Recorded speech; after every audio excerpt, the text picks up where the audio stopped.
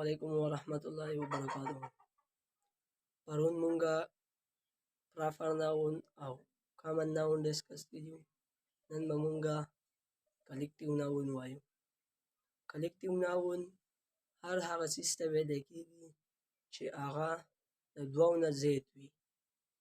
چې د دوو کسان وي هغه لکه جمع وي، هغه ته هم collective noun ویلی کېږي. چې د دوو نه زیات شي هغه ته هم بیا collective noun ویلی کېږي.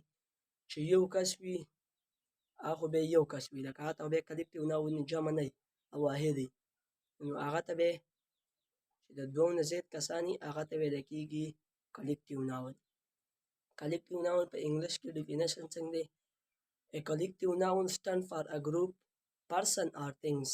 collective noun هر هغه څیز ته ویلی کېږي چې هغه جمع وي، مجموعه وي، لکه یو مجموعه وي.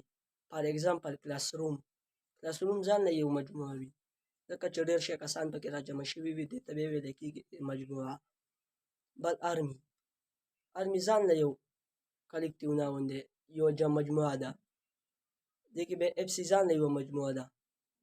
هر څه چې کوم شی د دوو نه سوا وي هغه ته ویلی کېږي collective noun.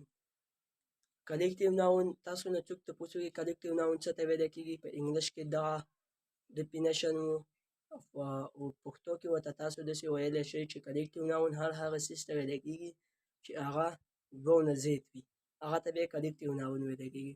که ویډیو مو خوښه شوي ویډیو د خپل ملګرو سره شیر کړئ. که پیل ځل زموږ چینل ته راغلي وئ چینل ورسره ضرور سبسکرایب کړئ. السلام.